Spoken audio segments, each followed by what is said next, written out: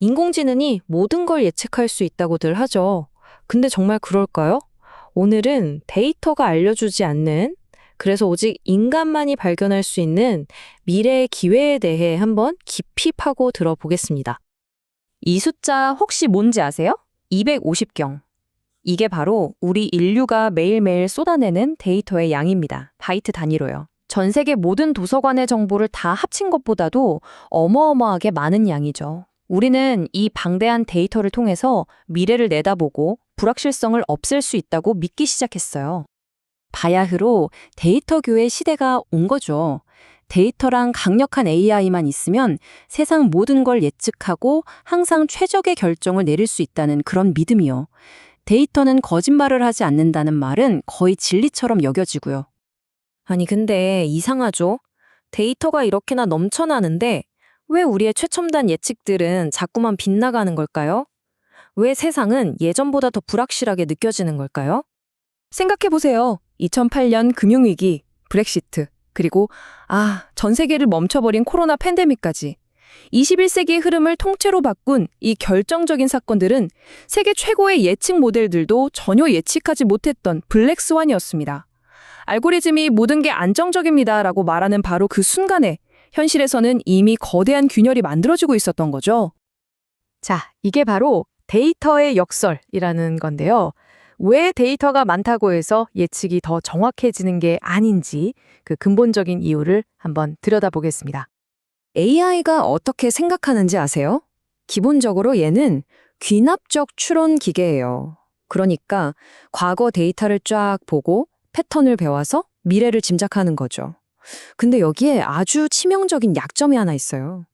미래도 과거랑 똑같을 거라고 그냥 믿어버린다는 거예요. 이 칠면조 이야기를 보면 딱 이해가 돼요. 한번 보세요.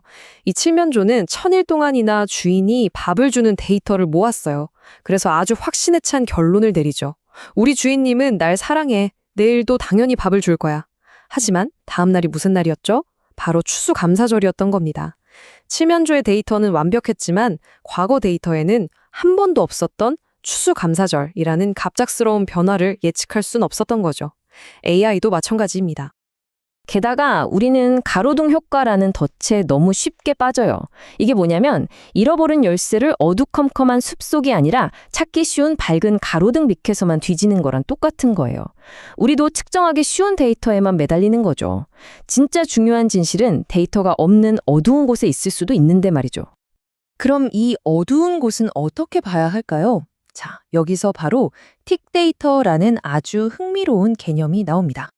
빅데이터가 무엇이 일어났는지 그 스케일을 보여준다면 틱데이터는 소수의 사람들을 아주 깊숙이 들여다보면서 왜 그랬는지를 알아내는 거예요. 빅데이터가 큰 그림을 보느라 디테일을 놓친다면 틱데이터는 디테일을 파고드는 거죠. 숫자에 가려진 사람들의 진짜 속마음, 그 맥락을 읽어내는 겁니다. 이 두 데이터가 부딪혔을 때 한 회사의 운명이 어떻게 바뀌었는지 보여주는 진짜 드라마틱한 이야기가 하나 있습니다. 네, 바로 노키아입니다.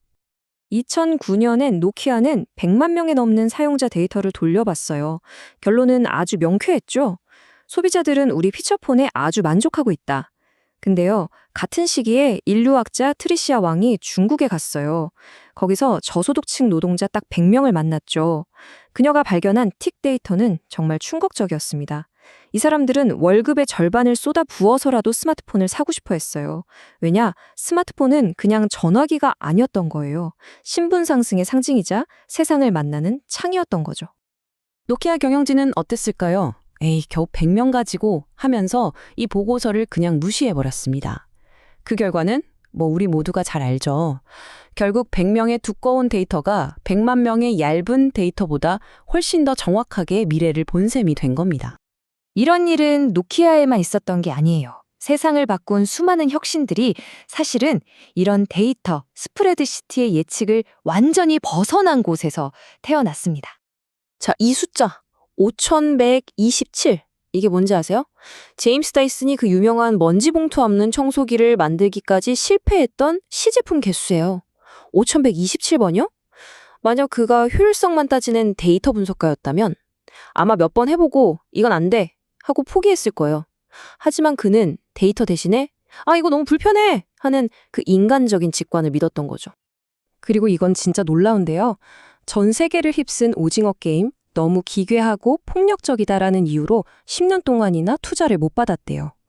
전설의 시트콤 사인펠드는요, 테스트 관객들한테 재미없다, 내용이 하나도 없다고 혹평을 받았고요. 스타워즈는 어떻고요?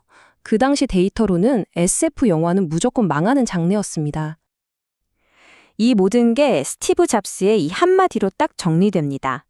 사람들은 당신이 보여주기 전까지는 자신이 뭘 원하는지 모른다. 그렇죠. 데이터는 이미 있는 시장은 분석할 수 있어요. 하지만 아예 존재하지도 않는 새로운 시장을 상상해 내지는 못한다는 겁니다. 자, 그럼 AI는 이제 다 쓸모없는 걸까요? 버려야 할까요? 아니요, 그게 아닙니다. 핵심은 대결이 아니에요. 바로 협력입니다. 인간과 AI가 새로운 동맹을 맺는 거죠. 이걸 바로 하이브리드 인텔리전스라고 부릅니다. AI의 엄청난 계산 능력, 그리고 인간만이 가진 맥락을 이해하는 능력과 직관, 이 둘을 합치는 거예요. 목표는 인간을 없애는 자동화가 아니라 인간의 능력을 훨씬 더 강하게 만들어주는 증강에 있습니다. 온라인 쇼핑 서비스 스티치픽스를 보면 이게 어떻게 작동하는지 바로 알 수 있어요. 자, 먼저 AI가 과학을 담당해요. 수만 개의 옷 중에서 고객 데이터에 맞춰서 후보를 쫙 뽑아주죠. 그 다음에 예술을 담당하는 인간 스타일리스트가 등장합니다. 전 남친 결혼식에 입고 갈 옷 같은 미묘한 요청을 해석해서 최종 옷을 골라주는 거예요. AI는 결혼식이라는 단어는 알아도 전 남친이라는 단어에 담긴 복잡한 심리는 모르거든요. 그리고 이렇게 인간이 한 선택이 다시 AI에게 피드백으로 돌아가서 시스템 전체가 점점 더 똑똑해지는 거죠. 그러니까 가장 중요한 포인트는 이겁니다. 진짜 강력한 시스템은 인간을 과정에서 빼버리는 게 아니라 오히려 그 중심에 둔다는 거죠. 인간이 루프 안에 있다. 이게 핵심입니다. 그렇다면 이렇게 한치 앞을 알 수 없는 세상에서 데이터의 진짜 역할은 뭘까요? 데이터는 지도와 같습니다. 지금 우리가 어디에 있는지, 어떤 길들이 있는지를 보여주죠. 하지만 우리가 정말 어디로 가야 하는지, 그리고 왜 그곳으로 가야 하는지를 알려주는 건 바로 인간의 통찰력이라는 나침반입니다. 지도를 정확히 읽는 능력, 그리고 나침반이 가리키는 방향으로 나아갈 용기, 이 두 가지를 모두 가질 때 우리는 비로소 AI가 예측하지 못하는 새로운 미래를 우리 손으로 만들어 나갈 수 있을 겁니다.